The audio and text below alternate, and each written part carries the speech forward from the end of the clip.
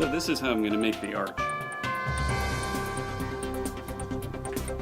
This is a metal bender. This is the kind that goes off of the wheel, as opposed to just bending a little bit and then pushing something through and bending a little bit more. It runs the whole tube through.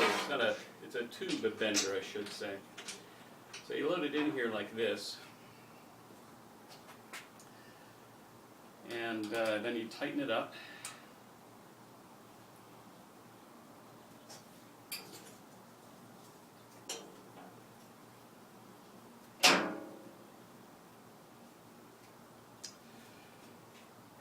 Okay, you want to give it about a quarter turn to begin with.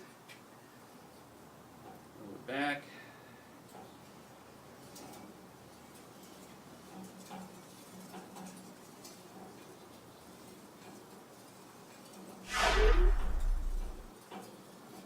So I'm going to make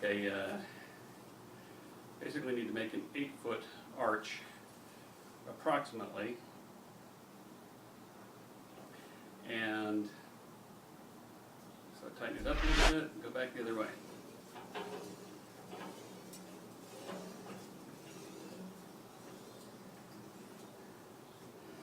Tighten it up a little bit.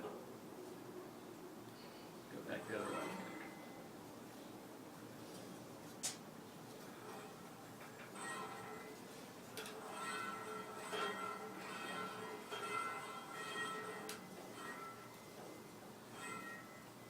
And I think I have to make, well, probably make 6 or 7 of these. I could probably get by with 5. Yeah, I could probably get by with 4. I might just make 4.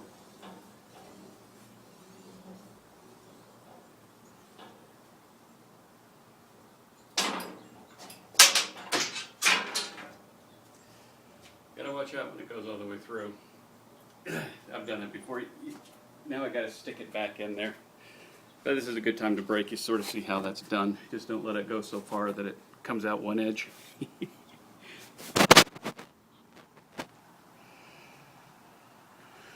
So I had to move that thing out there because the arch got too high. It was hitting the ceiling, so I had to do that outside. So I made 4 of them.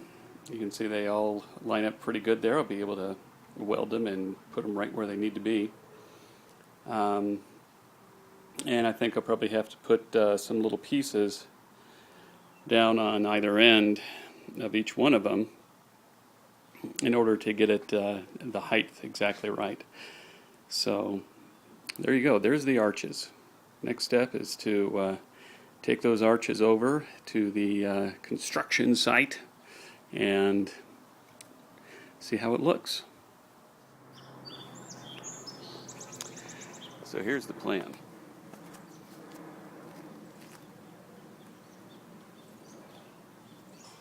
I made these arches on that wheel,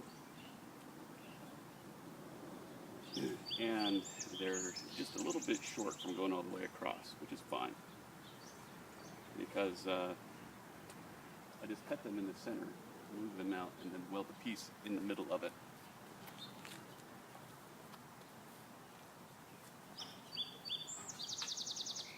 Right, so this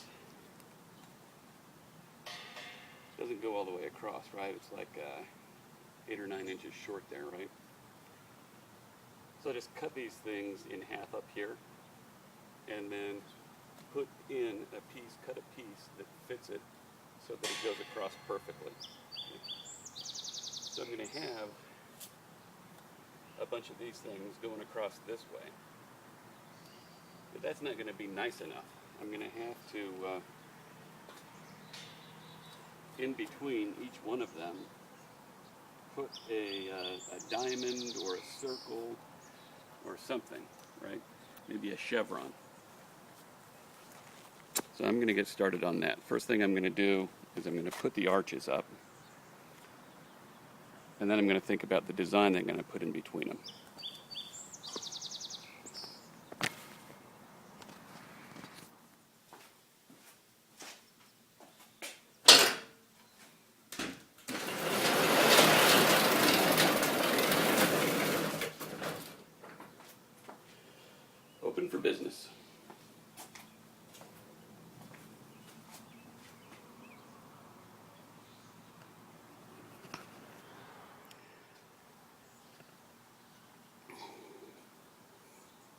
So I've got my pipe saw. It's great for sawing small pieces of steel.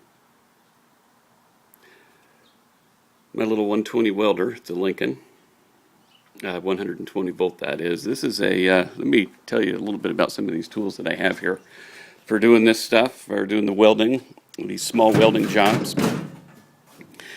This particular welder is a 3200, okay, and the good thing about these kind of welders, you know, a couple of things that you'd want to make sure that you look out for, you know, if you're going for the little line feed welders, is that you have several heat settings, right? Even on the 120. So this gives us 4 different heat settings here, A, B, C, and D, and then it has this is the line speed, how fast the steel is going to be coming out of the tip there when you pull the trigger. Okay.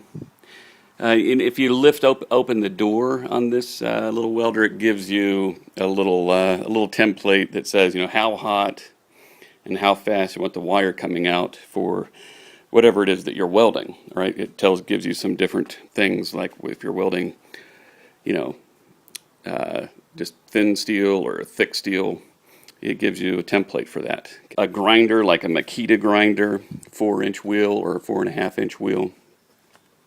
Well, they're not that expensive at Harbor Freight, you know, but I don't think they're the same quality, right? So I'm talking about these things, these pipe cutters. Right.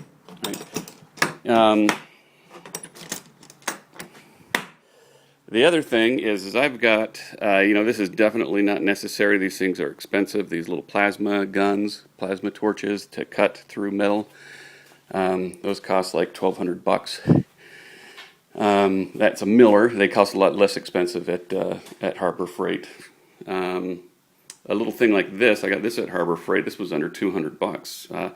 Takes a while to cut through the steel, but it's very accurate, and you can set it and let it go and walk away. It cuts up to like 4 inches or 5 inches by 4 or 5 inches, right? What else do you need when you're? Those are the basics. That's really all you need when you're welding. Is of course a helmet.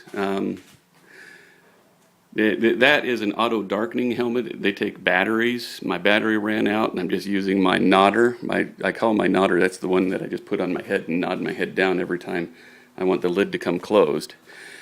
I like it. The auto darkener is nice. But honestly, that little nodder, if you've ever used them and you've gotten used to them, they're no problem at all. So I just haven't gotten a new battery for the other one yet, and that nodder, it's, you know, I'm not compelled to go get a battery, right? Other things that would be great to have would be a sawzall with metal blade.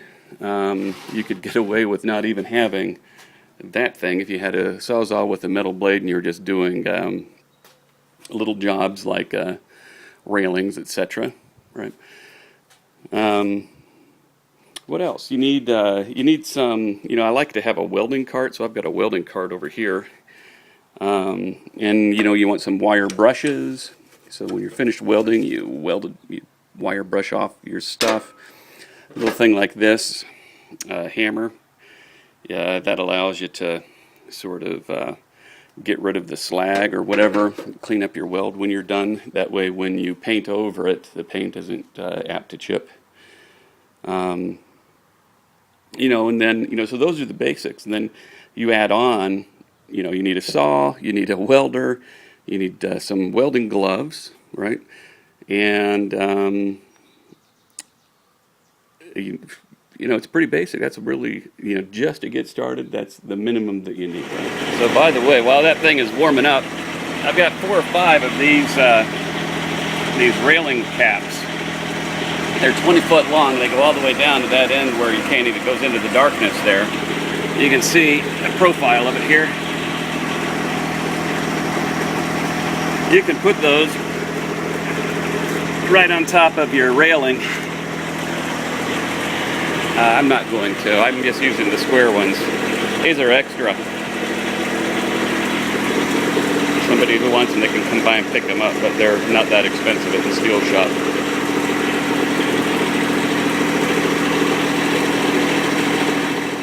Alright, well, I've got half of the, well, I don't know, got some of the first arch up. I can hardly see it on this screen, but one arch comes up over this way, the first part of the arc. The other part of the arc comes up here, right? So I took those pieces that you saw earlier and I cut them in half on the very crown. And so now I'm just going to measure between these two pieces and weld a little bar in between there.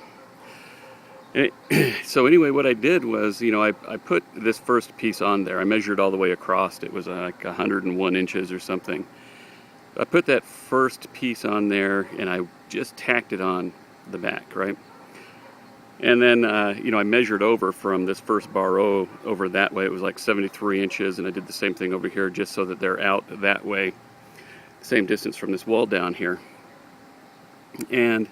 And then I tacked this one on as well on the back, okay? And when I looked at them, this one here was lower than this one, and this one was higher, right?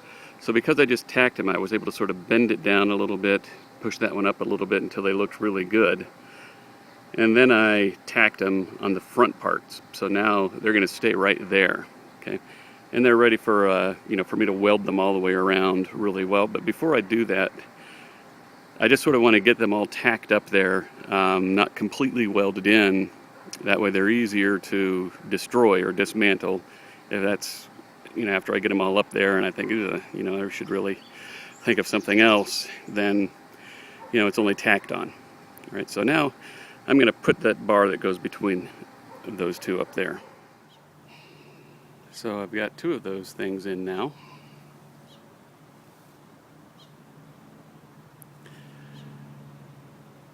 And it's pretty hot out here. Those things were pretty tricky to put in. I ended up, you saw how I did the first one.